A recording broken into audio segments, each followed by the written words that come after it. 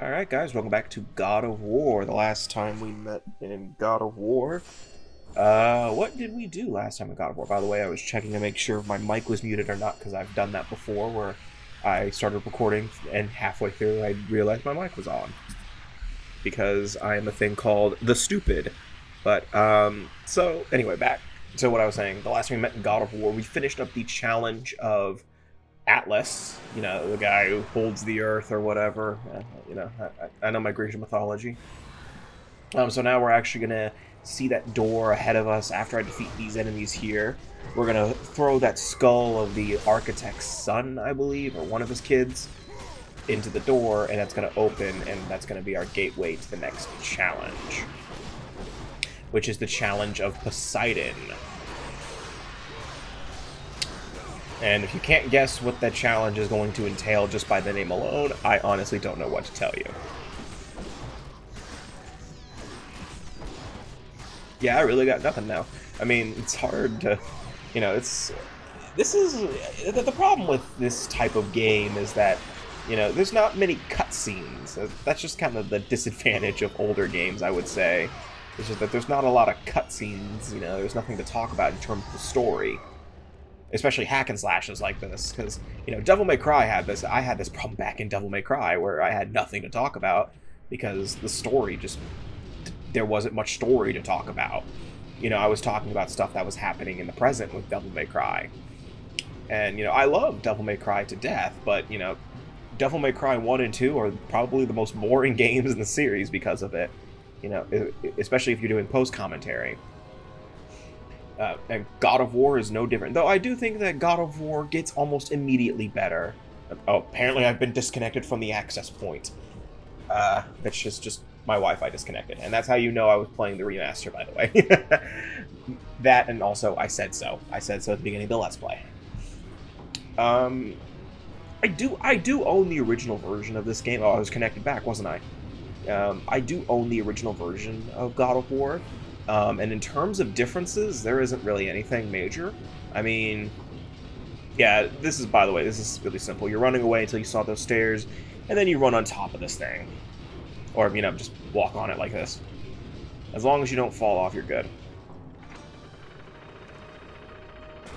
Okay, as someone who works on ladders constantly, if that happened, that would terrify the shit out of me. I don't give a damn. That would have terrified the hell out of me. I mean, I've fallen off my fair share of ladders, don't ask. I have fallen off a ladder before. It's just, it's not pleasant. Especially if you're, if it's a tall-ass ladder like this. Okay, the highest I've fallen off is like a 6 foot, so it's not that bad. I shouldn't have fallen off that ladder, but I'm not going to get into that story today. Oh, by the way, if you're wondering what those random sounds are, that's me switching between the magic spells, because that's just how I operate. I don't know why, but sometimes I just kind of have the compulsion to just press the D-pad at random points for some reason. Like, I just do it, and I do not know why. I think I also use it as a reminder for myself to know which spells I do and don't have. Because sometimes this happens to me a lot when I when I record and just have it recorded in a few. Oh God, are we doing this one? Is this combat encounter? Yeah, it's Cerberus. It's Cerberus or Kerberos, isn't it? Yeah. Fuck these guys. So okay, these guys are. It's not gonna seem like a big deal, but these guys can do this.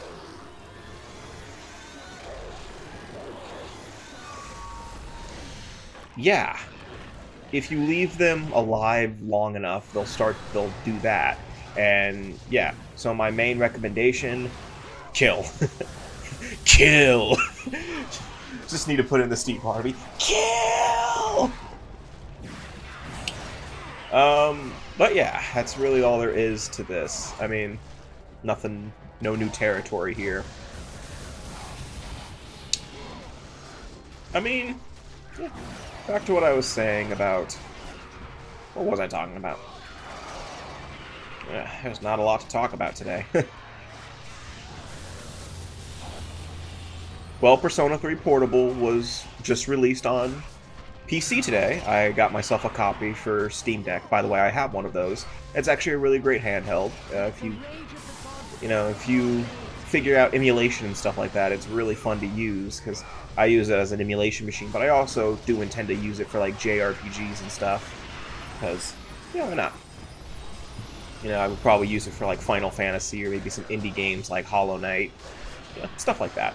I'm using it for Sonic Lost World, actually. I think I'm actually using that to actually play Sonic Lost World, because, it's funny to me. I've owned Sonic Lost World. I've owned Lost World for a long time. I had it on the Wii U when it first came out. Never beat it then, and then I lost that copy, and then I got it for PC when it came out, because I was like, you know what, I might play Lost World eventually. That was like when it first came out. And when did that happen? When was Lost World ported to PC? I think it was like the year before the Switch, I want to say. Like, I want to say it was like 2015. I know it was before Sonic Forces came out, and I know it was before. I want to say like 2015 is when that happened. I think 2015 is when Sonic 06. I think that's when Sonic Lost World came out in the first place. 2015, I want to say. You know what? There is a simple answer to this. I am going to go get my phone.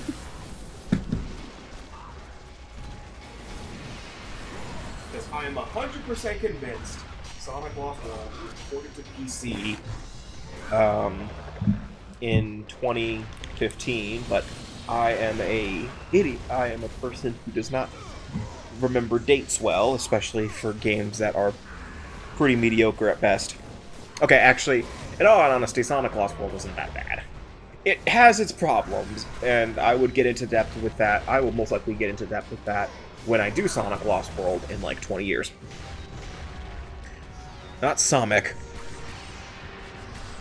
Oh, release date.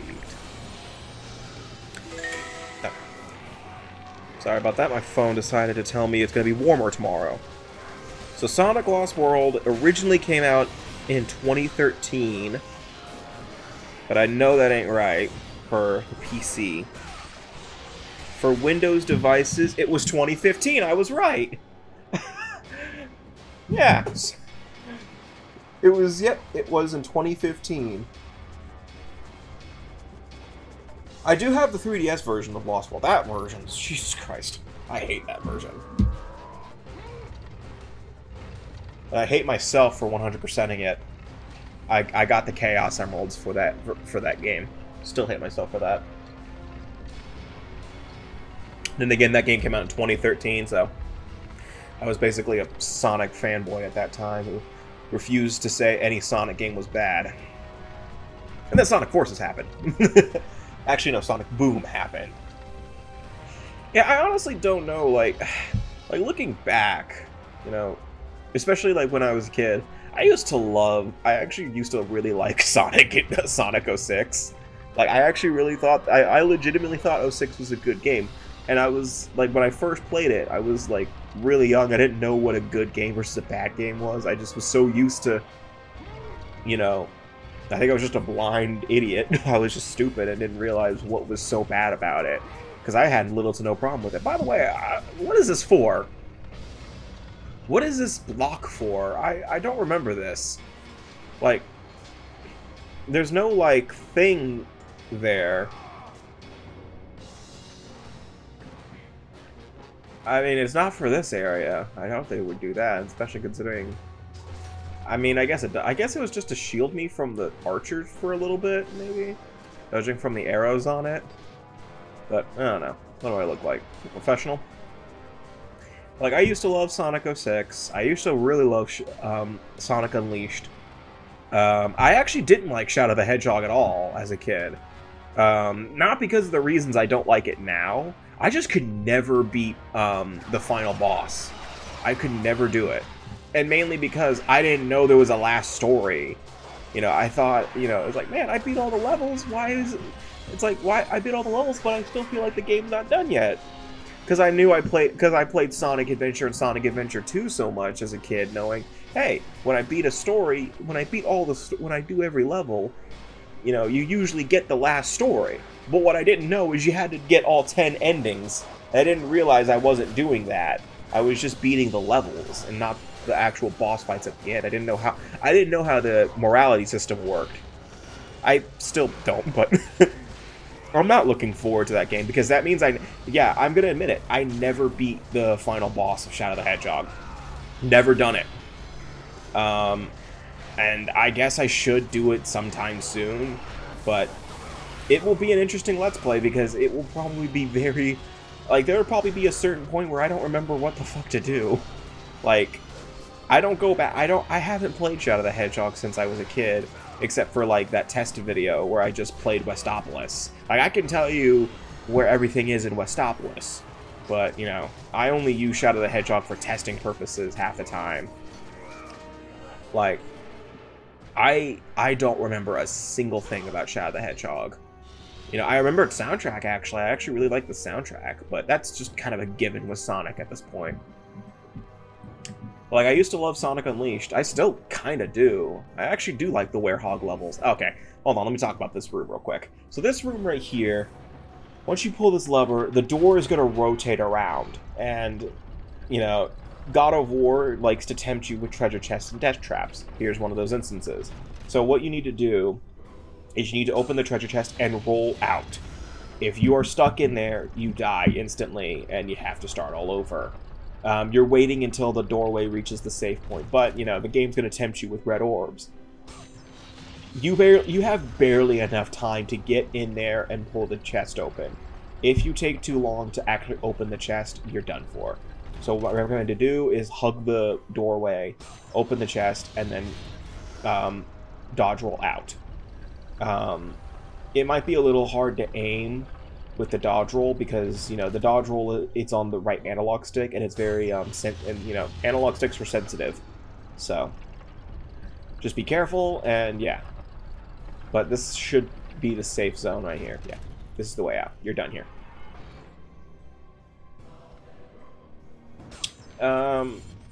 But, you know, I actually do like, back to the Werehog. I guess this is technically related to God of War, because, in all honesty, looking back, I actually did a recent playthrough of Sonic Unleashed, just for the hell of it.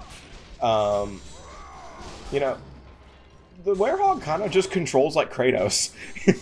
You know, stretchy arms are like the Blades of Chaos, and, you know, I mean, there's no Blade of Olympus or anything, there's no Blade of Artemis or anything like that, but, you know, and, you know, Sonic doesn't rip the heads off of his enemy. Actually, never mind. But, like, you know, there's not bloods and guts. It's just, it's kind of like playing God of War. And I think that's why I like the Werehog, because I actually like the old God of War games, but you know what? I don't know. I mean, I do think it's a stupid idea just to have Sonic turn into a Werehog. You could have done the Werehog combat with Knuckles, and nothing would have been lost. Hell, I think that would have probably been a better idea. But, you know, have like a, you know, but you know what? It doesn't matter. You know, I do hope, though, that Sonic Unleashed gets like a re-release in the future. It's put on Xbox Game Pass, but you have to have the console for that. So if you actually want to play Sonic Unleashed at a smooth 60 frames per second, you have to have an Xbox Series X and Game Pass.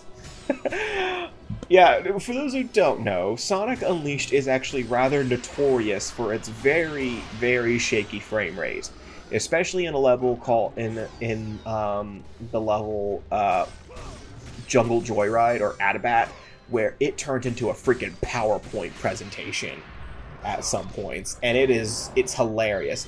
And take it from my perspective, by the way, I have only the PS3 version of Sonic Unleashed, so okay, not counting the Wii and PS2 version. I actually have, yeah, I have both the Wii and PS2 versions of Sonic Unleashed. There's no difference between the two, except one has motion controls forced on you and one doesn't.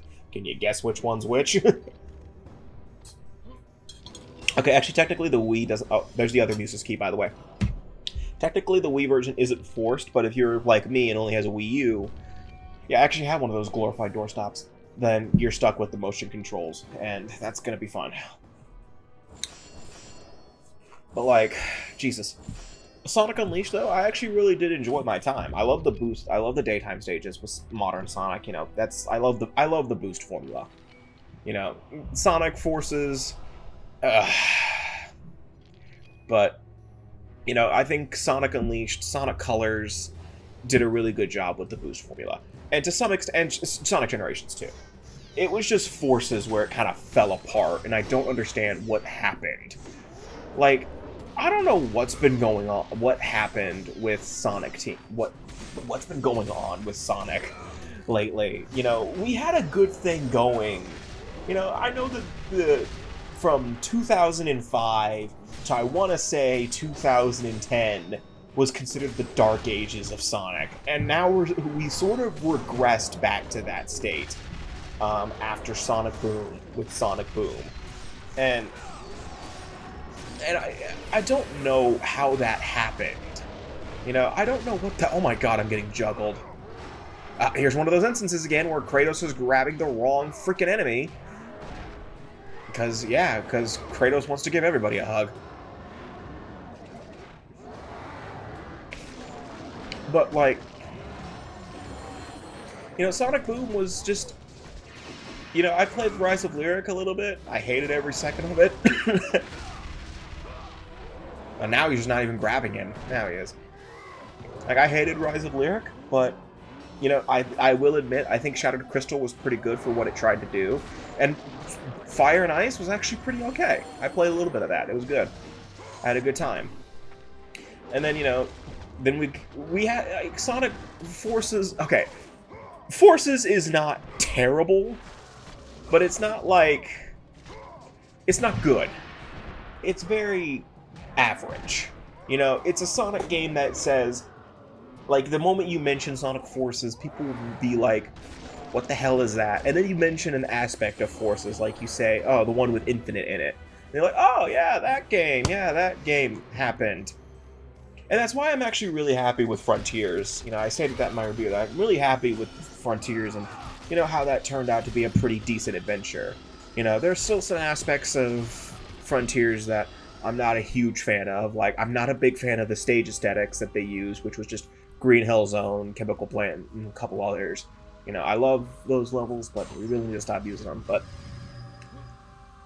Sonic, you know, I don't want to say Sonic is back, but he's been doing... The franchise has been doing pretty well in the past couple of years. I mean, the Sonic movies have been doing really good. I mean...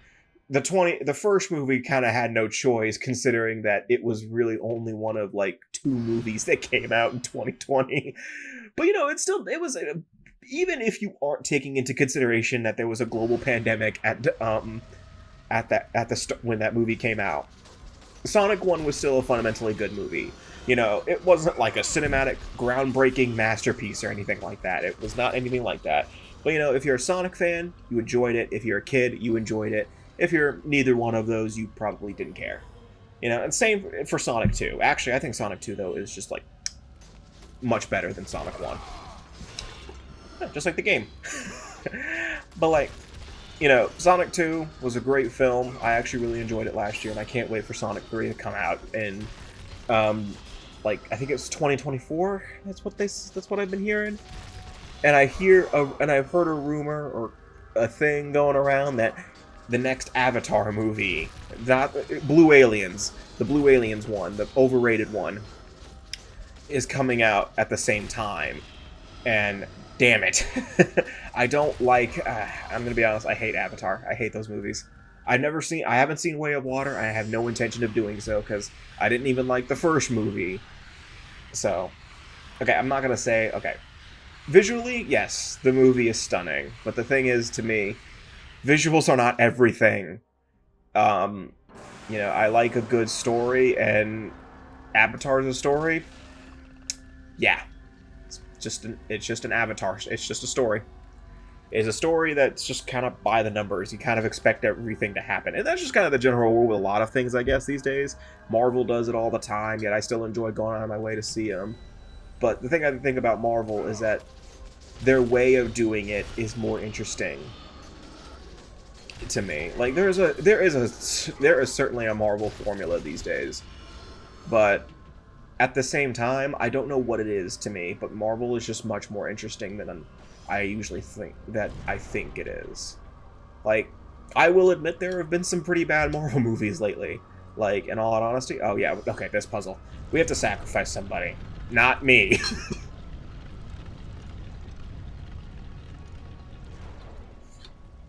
By the way, that's why that guy is dead. He killed himself. He killed himself because he didn't want to do it. Look at this head. Look at this head. Anyway, back to what I'm saying. You know, I will admit there have been some pretty questionable and quality Marvel movies. Thor, Love and Thunder, Eternals, Morbius. I mean, thank the gods you've come. Break these bombs. Get me out of here. What are you waiting for? Let me out. We can find our way back to Athens. The gods demand sacrifice. From all of us. Oh, please. No. No. Yeah, my bad for talking through that cutscene. I mean, it was just him saying, like, hey, let me out, let me out, let me out. And then Kratos is like, no. Okay, so now actually the Gorgon head, Medusa's gaze, is actually really useful this time around. Because now I have an ability called the Gorgon Flash, which, after 2 hits of it, instantly freezes enemies. Which is like, honestly, that's how it should have performed in the first place.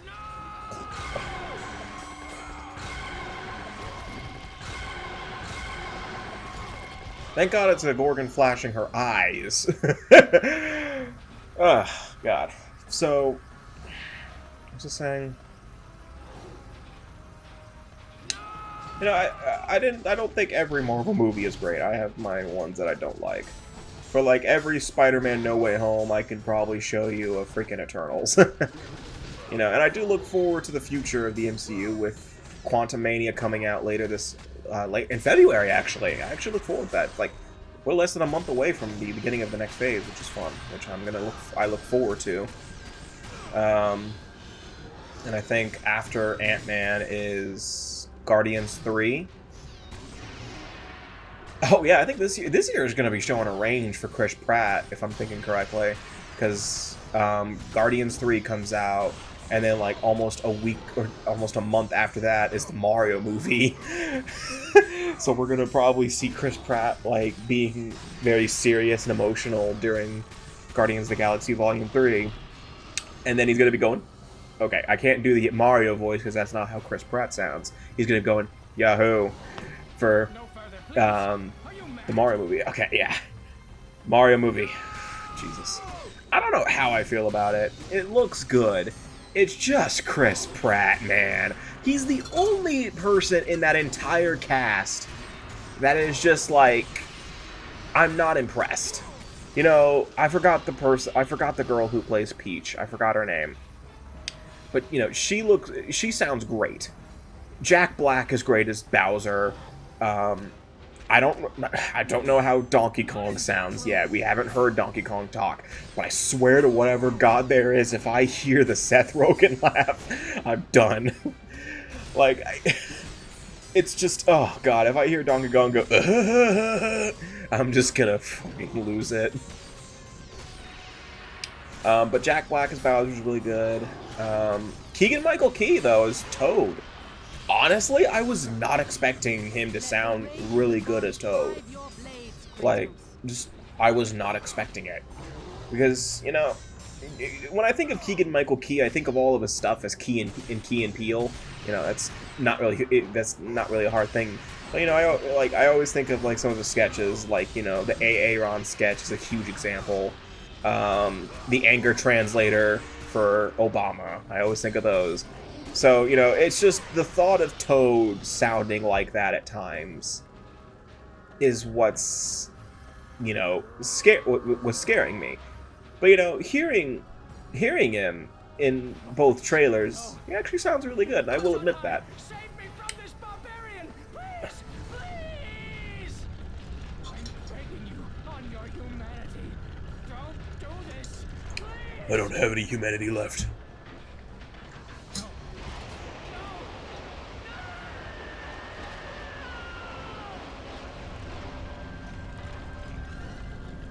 Poor guy. Skill issue. Oh god, Kratos. Kratos is a dick. Hashtag skill issue. Ratio. L plus ratio plus the gods hate you. Plus Ares! My Kratos impression is not that great. At least my young Kratos. I think my old Kratos is pretty good. You know, boy. You know, I think that was pretty good. But you know, fuck you.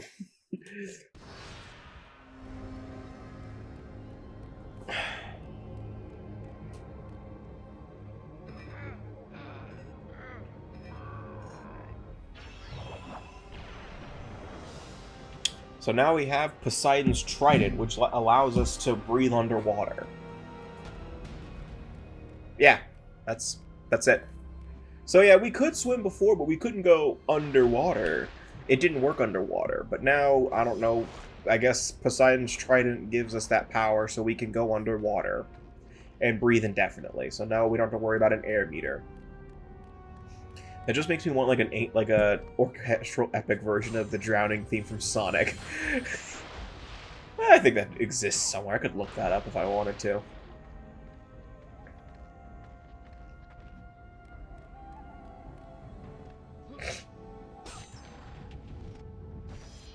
I want to say we have one more set of Phoenix feathers. Like, I need to look at my health, but unfortunately, I can't see it because of the fact that, oh, I don't know. It doesn't show up until I attack something. And I'm not attacking stuff. What am I doing? Oh, I'm just looking around. Oh, I'm looking around and making sure there's nothing here. Alright. Oh yeah, and we can hold the R1 button to do like a short burst of speed, but honestly, I want to play like a dolphin sound effect every time Kratos does that, because he looks like a freaking dolphin. Okay, I hate this room because there are Cerberus dogs in here, and you can't see them because look at them. They blend in with the environment. That is honestly the main issue. That is one small issue I do have with God of War at times, is that the environments look so bleak, and there are times when the enemies just kind of blend in with them.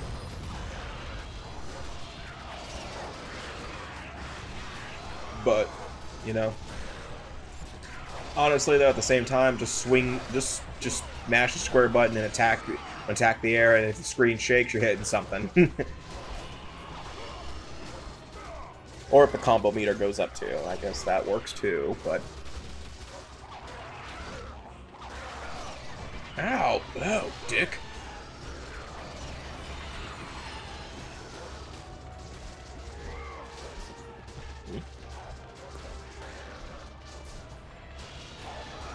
Or also, I guess, listen to the music. If it doesn't stop, that means the enemies are still around.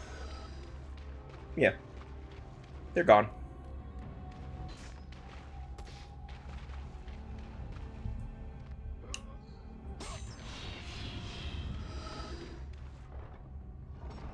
I don't know if I mentioned this, but I'm not a big fan of how you have to mash the R2 button in order to open doors in this game. This is the only game to make you do that, by the way, but it's because the R2 button is really springy, especially on the PS3. I believe the DualShock 2 did not have this problem. I could literally just pull out one of my PlayStation 2 controllers right now and prove it, but yeah, it doesn't. It never had this problem.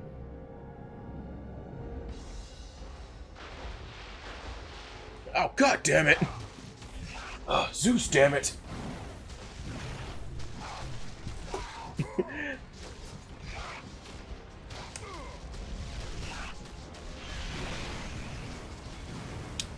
So, I know that we're approaching the part, so I got really nothing else to say. I mean, Challenge of Poseidon is actually pretty simple. It's just navigating through the water for a little bit, and then you're done. In fact, we don't even actually get the skull. The reason we're doing the Challenge of Poseidon is to get Poseidon's Trident. So, we're done. Now it's just a matter of getting back. You know, That's just how it be. It is what it is. But yeah, I think that's the end of the part, because I'm saving, and the playhead says so. Oh. The heck? Oh, am I doing one of those moments where where I feel like I didn't save? Okay. Well, yeah. I guess I had anxiety for a second. Yeah. So the next time we meet in God of War, we're going to be continuing on through the Poseidon challenge of Poseidon, and most likely finishing it, I believe. So see you guys next time for more God of War, and take care.